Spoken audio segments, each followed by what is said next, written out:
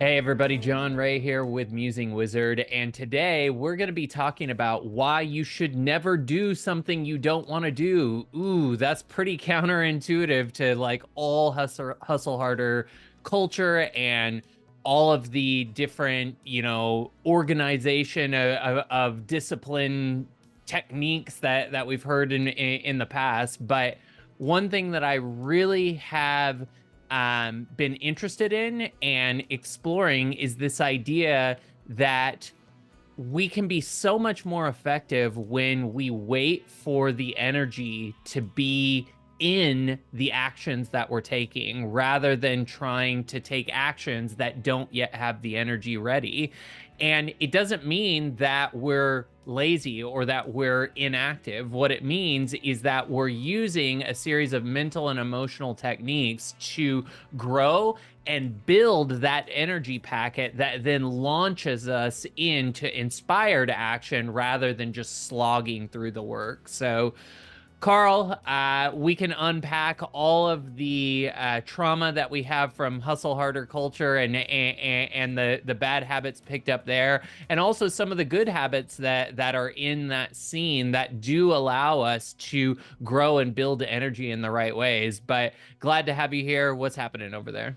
Oh, good morning, John. It is a brisk 6 degrees this morning, and it may as well be snowing here in Australia in the northern parts. We're not used to the sun not shining on us every second, and it will take me some time. Like we referring to. I'm quite shocked. I've been waking up at 4 every morning because Jocko Willink tells me to. And then I jump in the ice bath and then the sauna, and I've been doing this. And you're telling me I don't have to if I don't want to, John? That's not what the guys on Instagram say. I'm confused.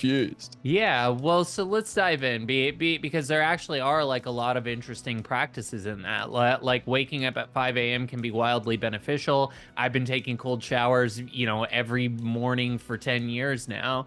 But there's a difference between doing it because it's interesting to you. Like interest is the thing that you want to follow. That's how you know what the series of dots to connect are, what Abraham Hicks would call the breadcrumb path. And so we're always looking for, where is the energy right now? What's the thing that's going to help me personally? There's all kinds of self-help out there and that we could engage with, but how do we know which self-help practice, which disciplined approach is going to be the approach that marries with our sentiment and where we're at in our current world? And so for me, I had heard about people, doing polar bear swims and taking ice baths and that this was an optimization technique that you could do for many years. And I always rolled my eyes at it. I always thought it was stupid. That's because the energy wasn't there for me yet. I hadn't heard it in the way that would allow me to really engage with it wholeheartedly.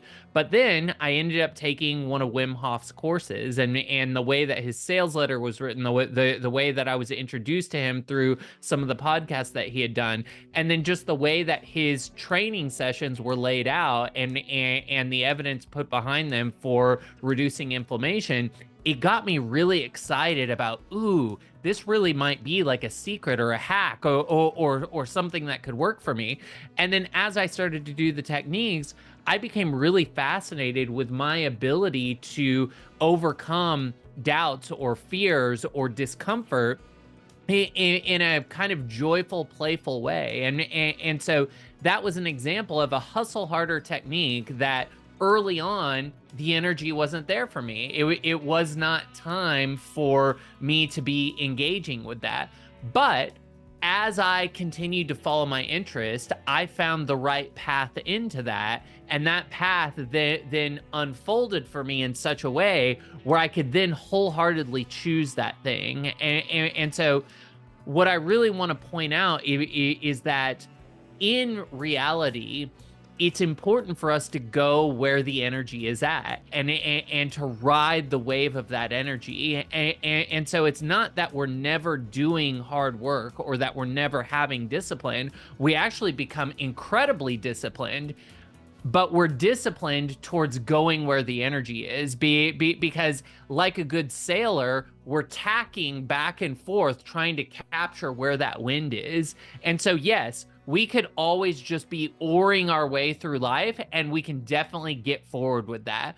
But we can move so much faster and so much more efficiently by recognizing that we have this energetic sail that we put out. That's kind of like our aura, right?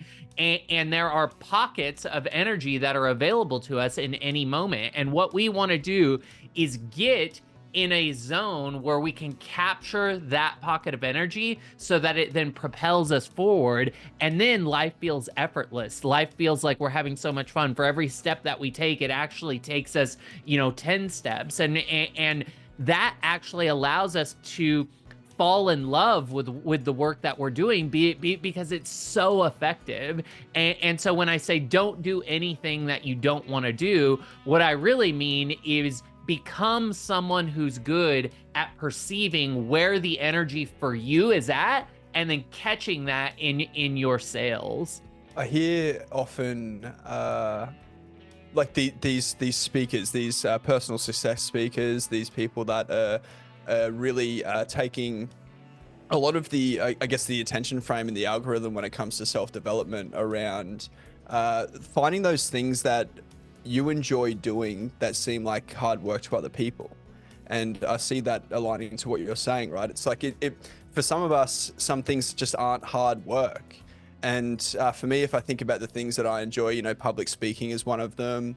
When it's tied to, I guess, an intent or a purpose or part of my story as I unravel, it like it could be seen as hard work, but it is interesting to me. Like following my interest, aligning to something grander that I'm orienting myself towards. That hard work, there are other things that sort of can fall around that, and especially taking a business journey, right? Like being an entrepreneur, you have to wear many hats. But that, I guess, define. It's sometimes hard to consider these things as hard work when you're in it, when you're in the flow, when your interest is there. Like you said, John, there's energy that carries you through rather than it being prescribed to you, rather than it being something that you're like, well, these people that I look up to are doing that, so I have to. And I really think about the times in my life where I've been stuck in have to, right? I've been low energy. I haven't been happy. I haven't had, I haven't had my own spirit, my own character. I guess I've sacrificed a lot of myself in those times because I'm doing what I feel like I have to, and I'm dragging my feet along through it, which again ultimately links so beautifully to what you said, right? It's we're almost handicapping or stagnating ourselves by being stuck in have to. Yeah. Well, and part of it is that we're not willing to be wholly truthful with the people around us. This is not, I've been working with coaches one-on-one, several times a week for almost 20 years now. And when I first started working with coaches, I was looking at these people as my mentor, as somebody who had already done what I would do. And then they would tell me to do something. And then even though I didn't want to do it, I would do it because my coach told me to do it. And then I would burn out because I hadn't found the reason to do that thing. I wasn't moving to where the energy was. And so in my naivety early on in coaching, I would just fire the coach because I didn't like the advice that they were giving, instead of recognizing that if I had just been truthful with my coach, maybe they would have given me something different to do or unpacked it in a way where I actually could have understood in such a way that I actually got excited about it. And so about 10 years ago, when I started to really practice radical honesty, maybe 8 years ago, when I really started to practice radical honesty, where I was like, you know what, I'm going to say my truth, I'm going to speak my feelings into the room, and I'm going to let the shuffle of that, have the chips fall where they may. I started to accelerate so much more with the coaches that I was working with, because when a coach would tell me to do something, I would just start saying, I'm not going to do that. Can you unpack it for me in a different way? Or can you help me understand in a more vivid way why I should do it? Because I can tell that I'm not going to do that. And it was a really interesting practice because oftentimes the coach would pivot into something else or explain it to me differently. And then I would be like, see, when you say it that way, that makes me want to do it.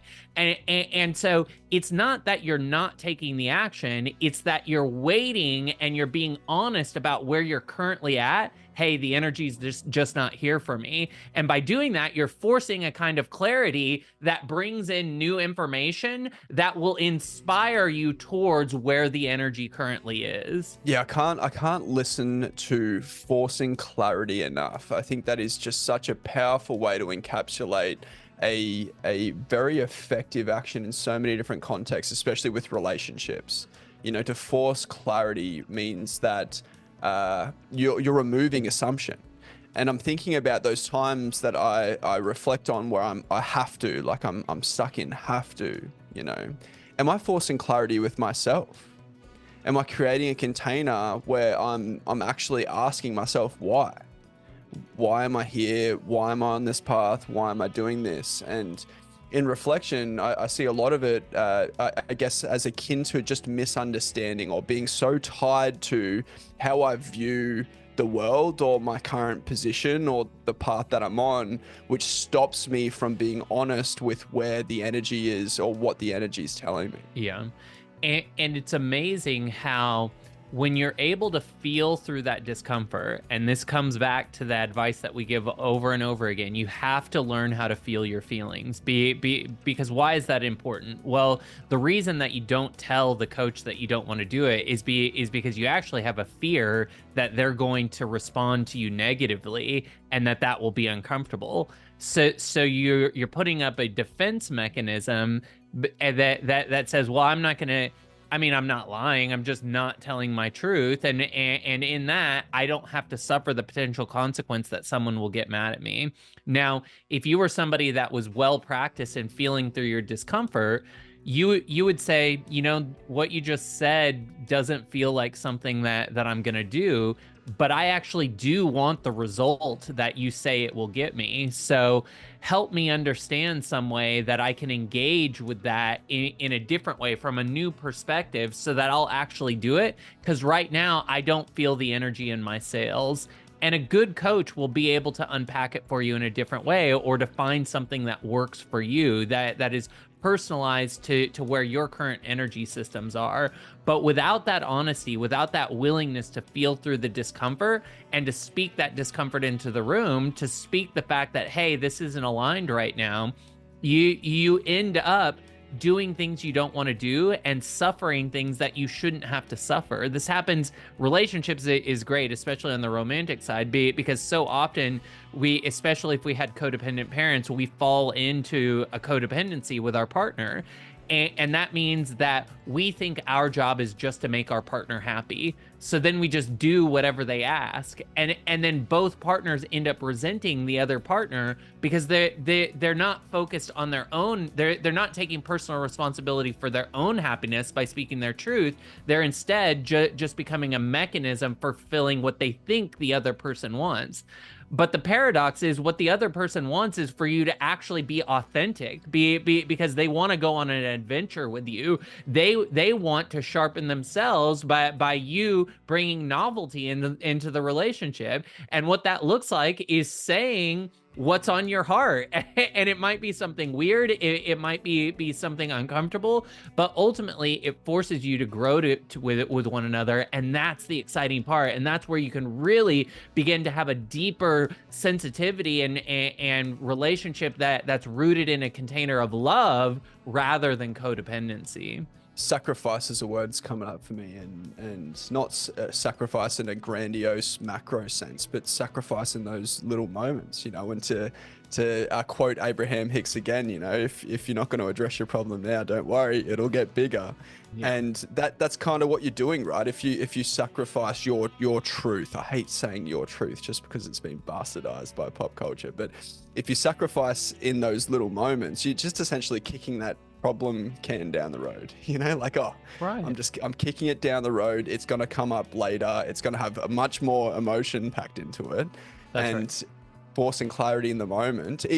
Also, like you said, it's a paradox, right? Like, you want your partner, they want you to be independent of soul. They want you to be yourself. I'm thinking about some of the relationships, and even early in my relationships, right? Like me sacrificing myself at whatever level means that I'm almost limiting masculine and part of my feminine energy.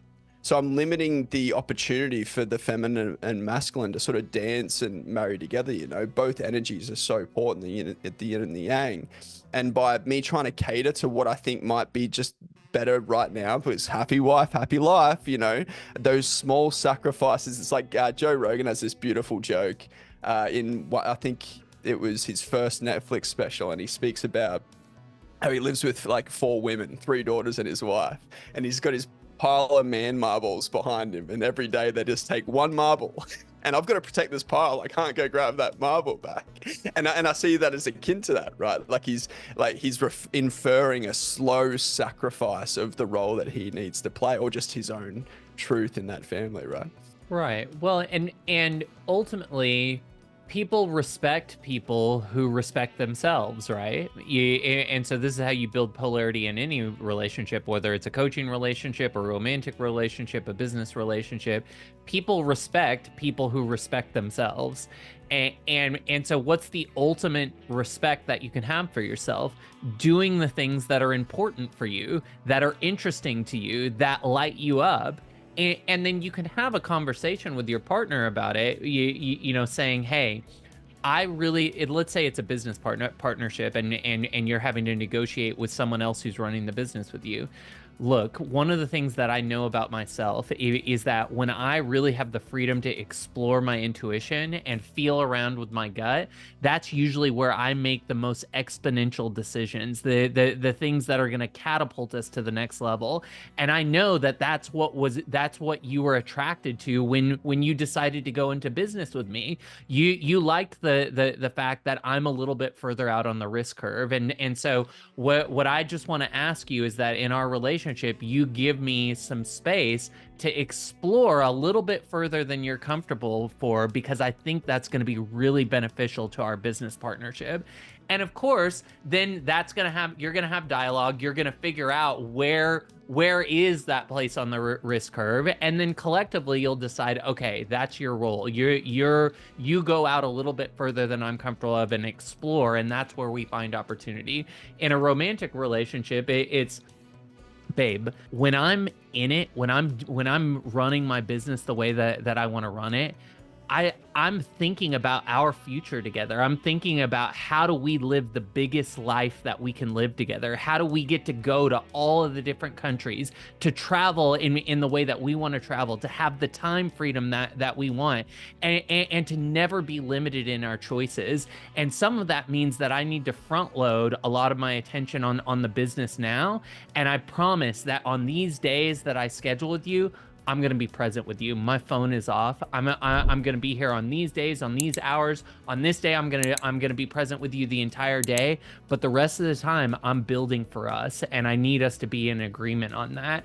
And of course, they want that life, and they're going to see the passion that you have, but you have to have the conversation, because otherwise it's too easy to be like, ooh, that might upset my wife. Ooh, that might upset my boyfriend or girlfriend.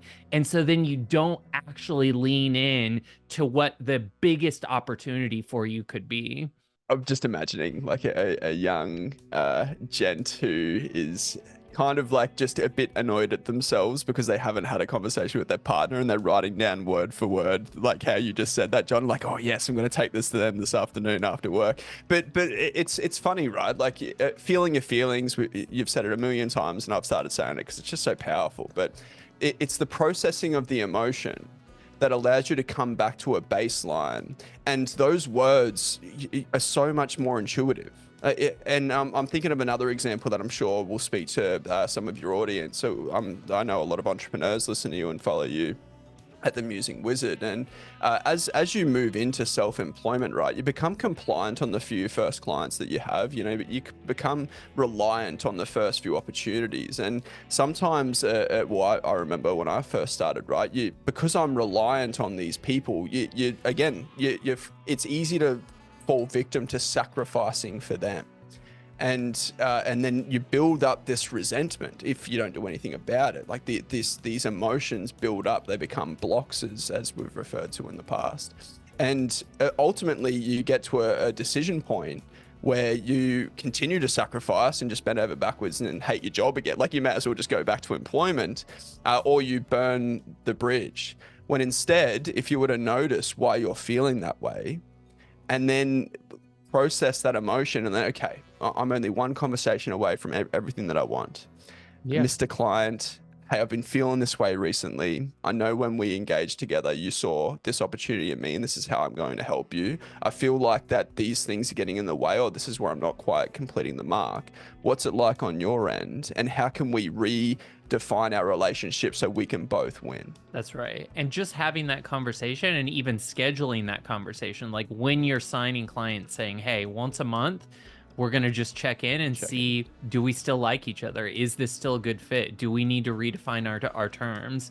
And this is you talking to your client before you even sell them. And the reason that I do that is because it is too easy for us to fall into a place of complacency based on original terms. And we're evolving human beings. We know that we're working towards a moving target. And so we need to make sure that this relationship is also capable of tracking that moving target. And you know, a lot of times what that looks like for me with my community, or what it looks like for me with clients in the past is, hey, I know that you hired me to run ads for you. And I think we can both agree that the ads are performing at the level that I said they would. But that's not the thing that I'm most interested in right now. The thing that I'm really lit up about, that I think I can just hit an absolute grand slam for, is this new thing that I've discovered. I didn't even pitch it to you at first because I hadn't quite figured it all out, but I've got it dialed in now. And this is the thing I want to focus on. And I want to know if you want to come with me. And they're going to say either yes or no, but you're going with where the energy for you is. And again, like, what would stop one from doing that? A tired belief, or a relationship with identity that, no, I started my business this way, so it has to be this way, and now I've tracked myself again.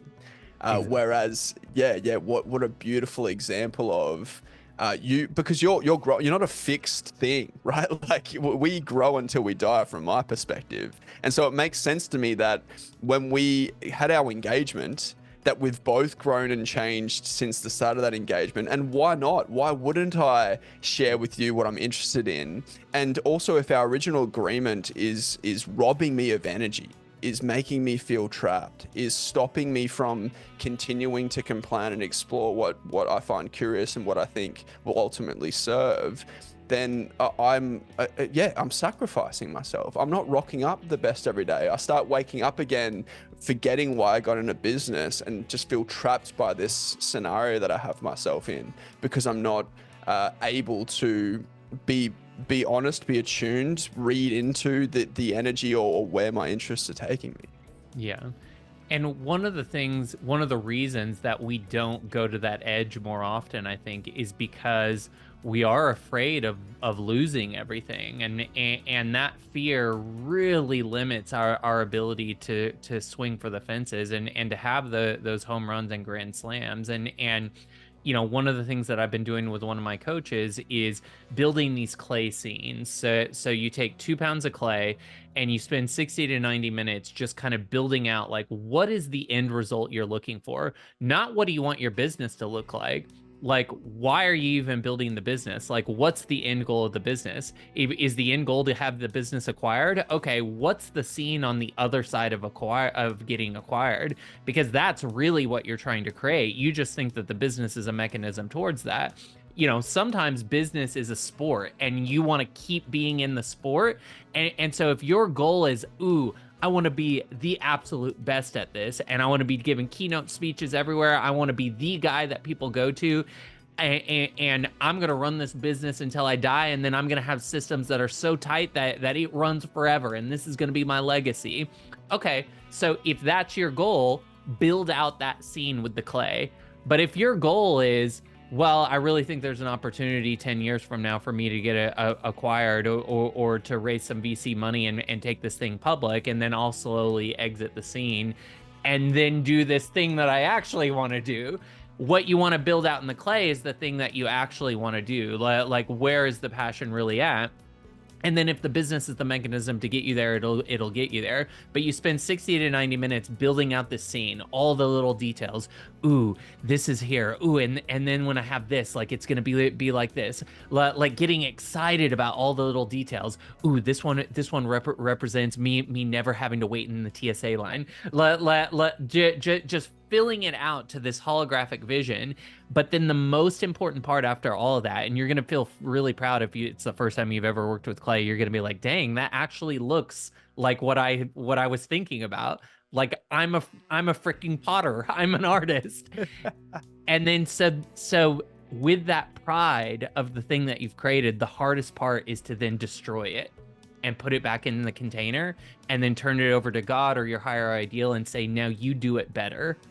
And that destruction of everything has feelings to it, and you need to feel through the discomfort of that, because there is so much value in being in a place where you don't need anything but you want everything. And that is like a really interesting place to play with vibrationally.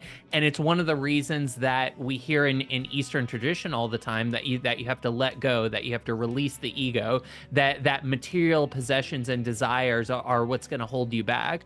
Well, it's not the desire necessarily that holds you back. It's the neediness that you have for your desire. To move from Eastern mysticism to a Western cult classic, Super Troopers, desperation is a stinky cologne. And that's true. When you desperately need something, you're energetically holding it back. And so you have to be in a place where you know that you could have it, but you don't ever need it. And when you can do that, it becomes easier to have these conversations where, yeah, maybe you're going to lose a client. And also, that conversation that I had where I was like, this is the thing that I'm really, really passionate about. And basically saying, I don't want to do the thing that you hired me to do. That client was like, well, we're not really ready to do the thing that you really want to do, but we are willing to pay you way more than if you'll continue to do this for the next 6 months. And that was enough to be like, you know what? There's still some energy here. And the hilarious thing that happened is over that 6-month period of time, there was a slight shift in leadership, and certain younger people were promoted into a role. And then they were more on board with this new thing that I wanted to do. And so then we were able to connect on that. And so the timing lined up down the line. And had I not had that conversation, I either would have fired the client, I would have kept doing it resentfully, which would have meant that I'm not getting the same energetic results because I actually hate the work.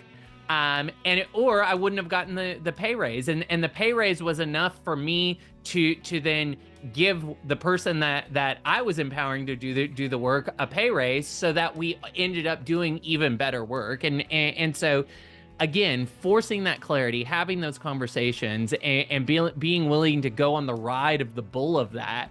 I don't know where this is going to take it. Am I going to lose a client and then that opens up opportunity to work with someone else? Am I going to work with this this person in a new direction towards the thing that I actually care about? Are they going to give me some kind of information that I need to feel through that allows me to be more successful in all of this? We don't know what is going to be the catalyzing thing on the other side of our truth. But when we speak it into the room in a non-abrasive way and just share a curiosity about what we're currently experiencing, we're not saying, I hate doing this. We're saying, you know, I noticed something about myself this month. And you have it in this kind of playful, curious tone. I noticed something about me. I started doing this other thing with clients. I just love doing this other thing. And one thing that I'm learning about myself is when I love doing something, I'm lucky there, and my clients get lucky there because the alignment is there. And so I will keep doing this thing for you, but I'm going to have to start raising my rates because I really want to make sure that I'm bringing people into my team that are still lit up for that thing. But if you want to know where my leading edge is, the thing that I feel most aligned with and where the most luck is for me, it's this thing over here. So I'm just saying it's available to you if you want it. And then that opens up an interesting conversation. Your client, I promise you, is going to be like, wow, no consultant has ever talked to me about this. Because essentially what they're saying is, I'm way better at this other thing, and it's okay if you fire me right now. Like, that's such an interesting, if I ever had a consultant that came to me and said that, I'd be like, let's do the thing you're passionate about, because that's the most interesting way that a consultant has ever brought something like this to me. Or I would say it doesn't feel aligned for me, and I too am somebody who goes with my gut. So it sounds like you've got a lot of things opening up for you, and this actually creates the perfect moment for us to amicably part ways. And that could also be a really good way. And instead of it ending on, you know what, you stopped hitting your KPIs, and so now I'm going to have to fire you, it's better to end amicably. But without that conversation, it may or may not happen. And I also know John, my good mate growing up down the road, who has this business that actually I need to put you in touch with. Yeah. Like if you think about a relationship ending in any facet, I can't imagine a better way than that. I genuinely just can't. had a funny thought of breaking up with a girl and being like, actually, but I do have this friend who's really been into you. Wait, if you've done that before, I know you've been keen on him in the past, and I'm just saying I'd be okay with it. Every time I have her up on Instagram and I'm messaging her, I see you poking over my shoulder. So like, let me set it up for you. I love how you spoke to. Well, there was so much to unpack there. Two things that I wanted to quickly recap was again the ideal. We speak about it from time to time, and perhaps the clay visualization project isn't a hell yes for you, but again, just asking, like, if I could have anything that I wanted, what would it be? What would it look like? Where would I be? Who would I be with? What would I be doing? You're forcing clarity with yourself, and Right. and as important, if not more important, than forcing clarity outwardly with other people. And the other thing that you mentioned was, well, the fear of losing. Let me pause there real quick, because yeah. I want to drill into that. The reason that it's important to run the what would I do if I won the lottery, or if I had $1 billion, what would I do, is because you're disconnecting yourself from the how, and you're getting into what the end vision actually looks like. You know, I was doing this the other day because once a quarter I really try to get into, like, where am I really trying to go with this? And, you know, some of the things that were interesting to me was that what I really want is to have the reputational excellence that allows me to raise money for even bigger projects, and to explore this interest that I have in magnetism and inventions that would be connected to magnets, and become a technologist, and have the funds and the time and the team available to me to really explore fringe use cases of AI, and recognize that like there's an opportunity for us to create technology around thermodynamics that are local to neighborhoods, and so I have these like huge ideas that require a certain reputational evolution to be able to fund those things. So what I did is I was like, stop focusing on how you're going to get it, and just dream a little bit about how cool it would be to be known as the guy that put the team together that was able to solve problems like that. Like ultimately, that's how I want to be of service to the community around me and to the world around me, is by being somebody who was able to take all of the best minds, all of the most intuitive people, put them in a room together and solve big problems that have massive impact. So how does running a crypto t-shirt business get you there? Well, that's the thing that people get tripped up on. There doesn't have to be a clear linear path when you're envisioning these things. You envision these things and you get into the excitement and passion, and you see yourself in that simulated experience. You create that consciousness node. You put yourself in it holographically, and then your decision space moves in whatever your day-to-day is, where decisions will start to point directionally there. And so I don't need to know how what I'm working on now then opens up these things in the past. I need to just understand, but I love what I'm doing now. So I'll just keep doing the things that I love and trust that the breadcrumb path will connect itself.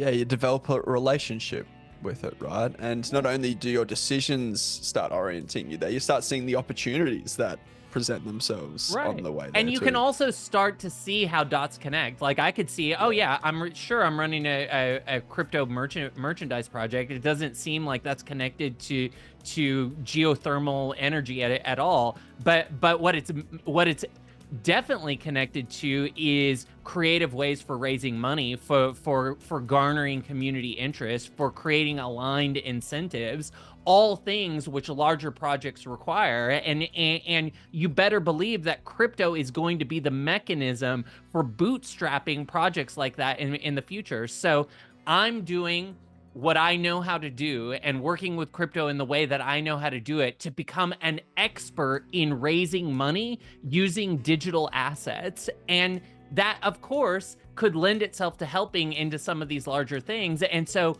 the breadcrumb path for me is, this feels like the right place for me. This is the thing that I want to do. These are the people that I want to be engaged with, and I'm going to do it to the best of my ability because I've got the sail open and the energy is propelling me forward.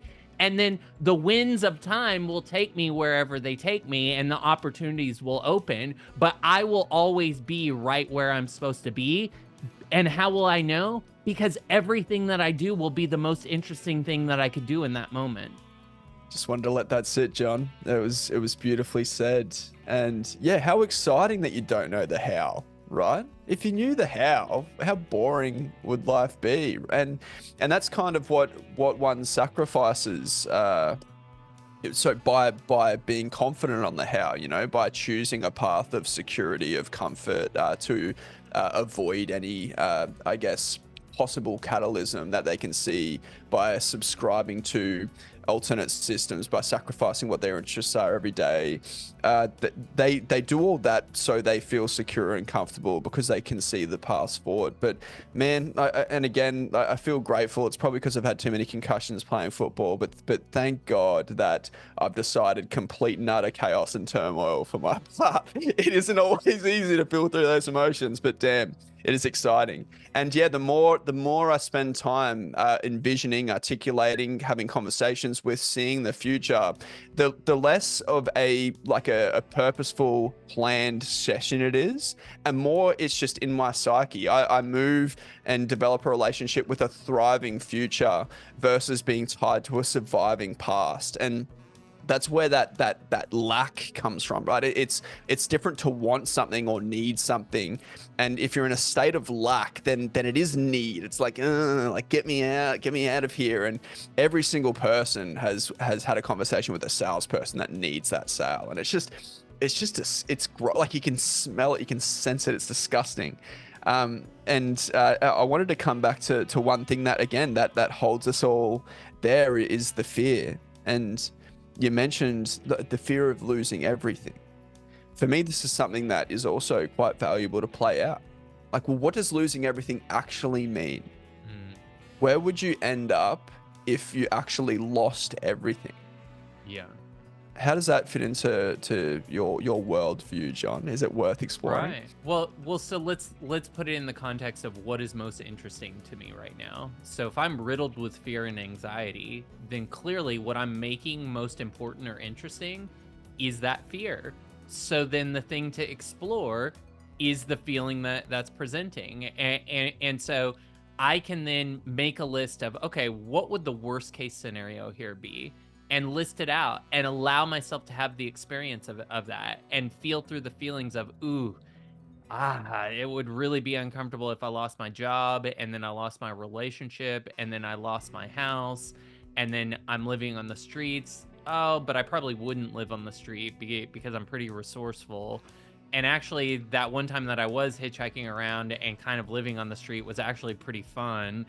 So so then as you're flirting with the worst case scenario, you're like, okay, I guess it wouldn't be that bad. And also like now that I'm recognizing what I think the worst case scenario is, I realize, I could do all of these things like way before I got to the rock bottom point. And you know what? I actually am a pretty intuitive guy, and actually, oh, I just remembered I should be doing this other thing, and that would actually help serve, you know, this problem that I have. So by allowing yourself to release the resistance that you have towards the worst case scenario, you open the sail back up, right? So what happened, I guess that's what happens, is when you're too focused on the fear and anxiety. And when I say focus in that sense, I mean resisting it. So you're aware of the resistance that you have towards it, but you're not allowing yourself to actually experience it. Because if you were actually present with it, it would dissolve and it would play itself out. And so what holds it in place, the glue that keeps the fear and anxiety there, is actually your resistance to it. So what you're noticing is your resistance to the worst case scenario, not the worst case scenario. And by allowing yourself to relax in to the worst case scenario, so that in that resistance, your sail comes down. So now, even if you're in the right place at the right time, the energy can't catch. It's got nothing to catch on, be it because you've got your sail down. The second that you relax, you explore and actually experience the worst case scenario, that resistance disappears, and that resistance is what's holding the sails down. So as soon as the resistance is gone, the worst case scenario might still be there, but now all of a sudden your sail pops back up and energy starts to catch it, and you start to get some momentum. And now you realize you're not nearly as close to the worst case scenario as you thought, and actually you're moving further and further away for it towards a best case scenario. And of course, that's the other side of that process, is that once you identify a worst case scenario, you want to then say, okay, well, I've fully explored what the worst case scenario would be. What are the best case scenarios? Because clearly there's a best case scenario as well. As you then explore, having already vented the worst case scenario, what the best case scenarios are, you're going to get lit up, and that's what's going to start to put more and more energy into that sail that you just opened back up. Beautifully said. Yeah. What is the human experience with the sail closed? It's again, like you've got blinders on. You can't think too far into the future. You're tied to what's just previously happened, or the things that you're harboring and holding on to that you're unhappy about. And it means that you only have such a limited and small perspective. And I love how you created the distinction around it's not the fear that you're noticing, it's the resistance to it. And that resistance creates almost like an illusion, right? Like when you're in those states, success just seems so far away or impossible, but everything burning down seems like it's potentially tomorrow, just because you're not allowing yourself to explore it. And I love how you sort of played that out for yourself, John. It's like, well, yeah, actually there's probably more steps to losing everything than it is to actually living a life that I want to. And what I love about the ideal thing, right? Like, not all of us are people destined to be billionaires and fly around on private jets or whatever. A lot of us don't even want that, which is great. But it can just be so validating to ask yourself, like, okay, well, what does the good life look like, and why do I like that? Like, I've noticed with a lot of the people that men that I've worked with one-on-one, that they're only about 3 decisions away from living 90% of their ideal life, and I find that so fascinating. But it is the resistance, it's that block, it's the limited scope that stops one from being able to widen their perspective, feel through those emotions, take stock of what's going on, and actually take positive steps forward. And one thing that I love about some of the work a mutual acquaintance of ours, Regan, has helped me share, he talks about messy action. And I love the term messy action. You know, any step is a step in the right direction. Any step. If you're not stepping, you're just in the middle of the forest. You're not getting anywhere at all. But one step, you'll learn something, or you'll win.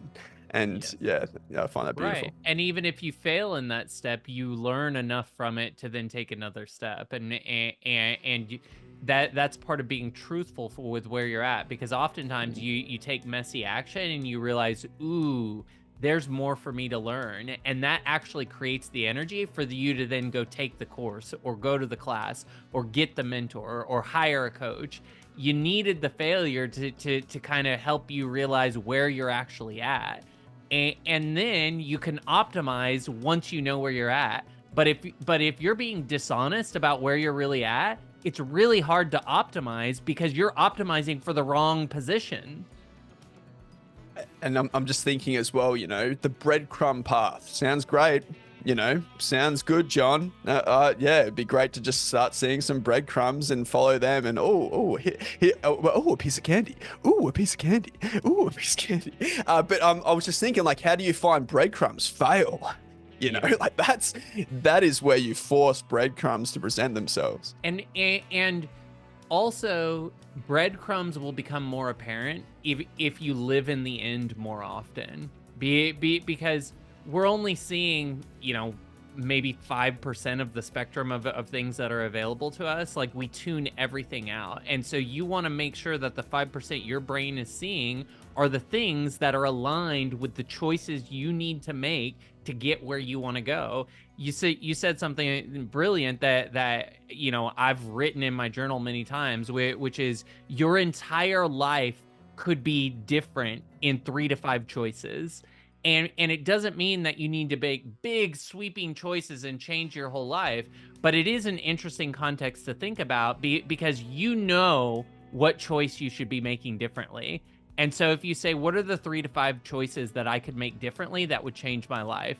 Doesn't mean you have to take them, but just as a thought exercise, you're going to prove to yourself real quick that you know what they need to be. I need to find some way to be in alignment with eating better. I need to find some way to be in alignment with working out. I need to find some way to be in alignment with not drinking so much coffee. These are my personal ones, by the way. I thought you were speaking into my soul, John. I was like, oh, stop attacking me. And so then once you know what those things are, now your brain can be tuned to, oh, he's willing to do it. He just wants to find a way that's in alignment. So then tomorrow I'm probably going to meet some guy that's like, you know, there's a new racquetball league starting up and there's a $10,000 prize. And I'm going to be like, I guess I'm playing racquetball 4 hours a day.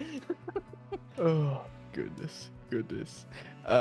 And now, like, again, I obviously I've had the privilege of speaking to you for some time now, John, but not all of us have had as much time listening to you. For those who have listened to every episode up to this point, well done. I'm sure your lives are already changed and you're ready to take those training wheels off. But that's finding the energy. Sounds like such a woo-woo, grandiose, esoteric, just concept, right? Like, I'm just thinking about if you said to me, John, 5 years ago, Karl, just find the energy. Yeah. You know, just tune in. I've got a great example of what it looks Please. like. So I hate waking up early. Like, I literally hate it.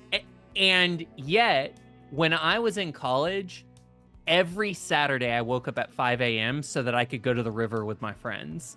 And I never even had to set an alarm. I just woke up because I actually don't hate waking up at 5 a.m. I just hate waking up at 5 a.m. and doing the wrong things.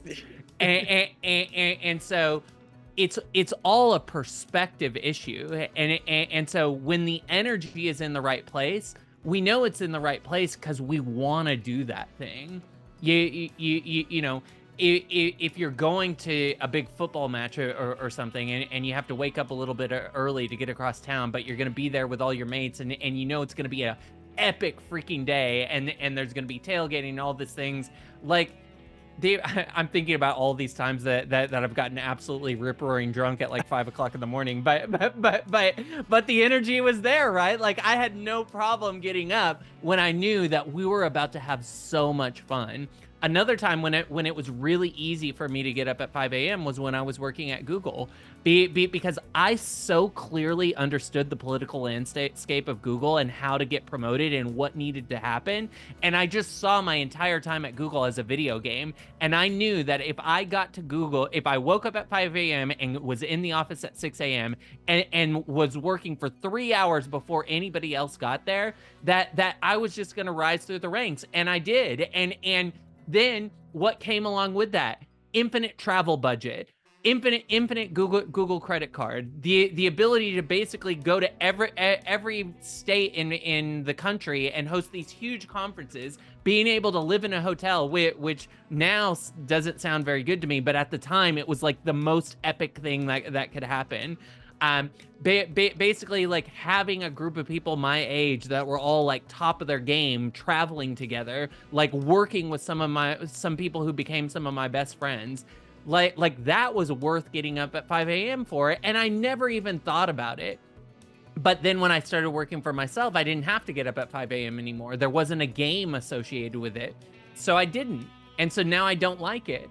But of course, if a game presented itself where the optimal way to play that game was waking up at 5 a.m., I would have no problem doing it. It's just that the game that I'm playing right now doesn't require it. Now, a lot of the people that we see on Instagram that are saying you got to wake up at 3:30 and get to the gym, like those people are playing a game where part of winning that game is getting up at 3:30. So if that's your game, then you need to figure out a way to be in alignment with the rules of that game. That's not the game that I'm playing right now, and so it's not really the game that I'm promoting.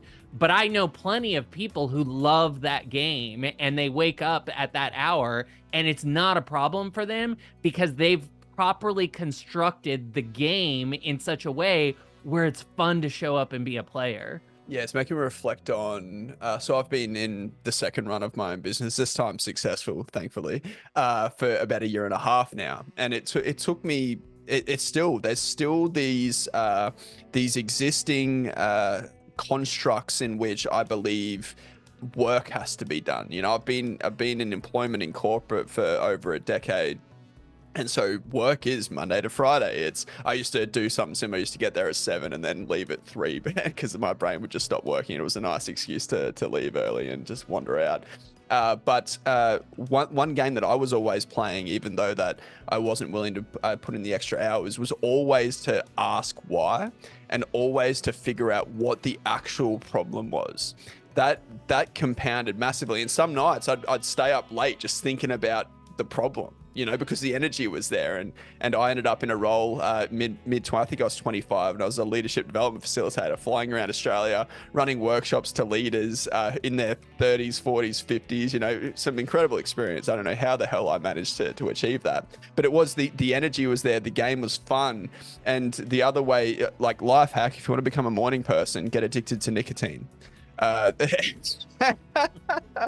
going to go down in the great Wizard Chat's advice alongside try killing yourself. But I love it, John. I love the game analogy too, you know? Yeah. Because if life isn't a game, sorry, go, please. Yeah. And so in the realm of game, like we kind of get back into the Peterson idea of like what are you aiming for? Because a game gives you an aim, right? What's winning the game? And it rhymes, so you could write a whole children's book around it. But what does a nihilist have as their game? Like the game is a destructive game. The aim is I'm gonna yourself right. Like what's I'm that? right. Is the game it's I'm right in that everything is bad, you know, or that nothing has meaning, and because of that nothing matters, and so if your game is constantly proving out to yourself that you're right about the fact that nothing matters, then you're gonna position yourself to show up a certain way in that game, and there's not gonna be clear flows of energy available to you, and so maybe one of those, if you're a nihilist, a flow of energy would be, I'm going to become the most popular and the best nihilist, and I'm going to have a TikTok, and I'm going to shit post on everybody. And you could actually, that could open up, you could be in alignment with being in a nihilist and catch a wave and probably do really well on social media by taking that stance. And so, but are you really being a nihilist? Because you're actually building something, and probably your following starts to mean something to you, and so now you're a poser nihilist with 1 million followers on TikTok. I'm giving them some shit because that's what that's where the flow of energy is for me. But you can see how any perspective can have its own flow, and it can have its own sale. And just because the sale isn't up on a certain idea for one person doesn't mean that it won't be on another person. And your flow of energy and your sale is personal to you. And so the way that you decide where your flows of energy are and what kind of sale you need to cast is by getting really clear on who you want to be. So the nihilist may not have this vision because they're like, the world is shit. I don't need to envision anything. That's all bullshit. It's all pseudoscience. But they know that they want to be someone who's seen as right. And so they know intimately what it feels like to have their ego tickled in that way. So they're going to catch waves and cast sails that are designed to tickle their ego in that way. And there's plenty of ego flows that you can tap into in this world. However, somebody else that actually has an end goal in mind, other than just ego nihilism, can find those flows of energy by doing that clay experiment, whether in your head or with actual clay, building out the scene. Like, what do you want to be doing as a person? Like, what is your day-to-day? Build out the scene of not how you're going to get there, but what that day-to-day looks like.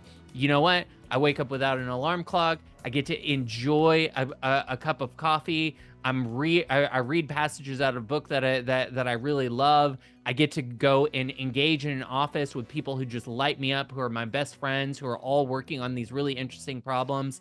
Part of my job is actually to just like scour for information and leading edge stuff, and then bring that into my meetings and say, okay, you guys are all smarter than me. These are some of the things that I intuited are currently in the consciousness of the collective. How do we capitalize on these things? What are the inventions that we build around this? And so then what are you doing? You're building out like the person that you want to be, an idea bringer. You're not worried about, well, how are we going to invent this? I don't know anything about patenting. I don't know how we're going to promote this idea. What you're doing is you're like, I want to be the guy that gets to bring interesting ideas into a room of people who can actually do something with the idea. So then you're getting excited about that. So that I'm speaking my own thing. I'm getting my own juices going right now. But whatever it is for each person that's watching this, that's what you focus on. And then you just pay attention to your decision space. And your decision space is going to show you what the next most interesting thing that you can do is. And if it means going to a smoothie because that feels interesting, you go to get a smoothie. And then maybe you meet somebody there, maybe you see a news article, maybe there's a share a book box there, and you end up finding this insane book that was everything that you needed to move to the next wave. The dots will connect however the dots connect. But after you get the smoothie, you say, what's the most interesting thing that I could do? You're either going to be like, you know what? Actually, I have a blog post that I want to write now. Or actually, oh, I should go live right now. I've got a great video content idea. Or you know what? I want to go to Goodwill. I want to just look at stuff. Like this, I'm just going through how my interest shows up right now. Like, let me go to the thrift store and just give myself the novelty of looking at a random hodgepodge of things. And sometimes that feels like the most interesting thing. And then I'm in there and I'm like, holy shit, I just had such a great idea for whatever it is. So you're trying to surf the energy to the place where the idea that's ready for you is so vivid that you capture it. And you don't know where the most optimal place for you to capture, for your satellite dish to capture that, your sail to capture the energy is. But if you will follow whatever the most interesting thing in each moment is, then you will get to the place where your sail captures the energy, and that moves you forward, or backwards in my case, but but good backwards. I can't imagine a better place to tie this in a bow, John. Did we miss anything from your end? I thought that was quite a comprehensive chat. Yeah, I guess if you're trying, so one thing that comes up when I used to do a lot of coaching around this was, I don't know what I'm interested in. That always is because you are not in touch with your own nervous system, and you need to set a timer for 1 hour and sit with yourself and feel whatever sensations come up. No frequency in the ears, no music, no distractions. You set a timer for an hour and you go on the bull ride of your emotions, because it will be incredibly agitating if you've never done that before. And you may only be able to do it for 30 minutes, but let me just give you a secret. You can do it for an hour. Like you're going to convince yourself that you can't. That's part of the agitation that needs to spin itself off. That's preventing you from feeling into what the most interesting thing is. And that 10 minutes is still better than zero. If you want an out, it means you can rock up a bit better the next time. But even if you only get one little inkling of interest in that session, I bet you'll get a ton that you're not interested in, that you're currently spending a lot of your time on. And so start removing that, start. Right. And get curious about that project. Like a lot of times when I'm like, I don't know what I'm interested about, I say, I wonder what's happening in my body. And I get really curious about what's happening in my body. And then because I've so thoroughly brainwashed myself into believing that if I just sit with whatever sensations there, that my life will be magical, then I can get really interested about what's happening in my body. And what is the curiosity frame that I go into my body with? I wonder what's on the other side of this. I wonder what solutions live in this once I decipher it, once I de-encrypt this message. Ooh, this is gonna be a juicy one. I can tell that there's steps following this one.